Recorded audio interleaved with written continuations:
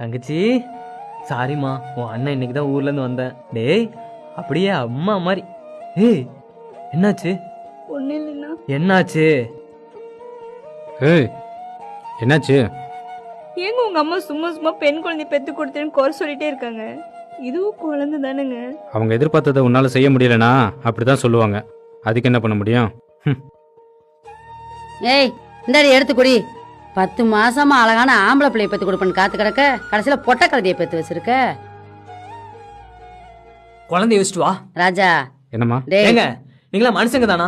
உங்களுக்கு காதலிக்க பொண்ணு வேணும், கல்யாணம் பண்றதுக்கு பொண்ணு வேணும், வீட்டுல ஆக்கி போறதுக்கு எல்லாம் பொண்ணு வேணும். ஆனா அவன் பெத்து கொடுக்க மட்டும் ஒரு ஆணா வேணுமா?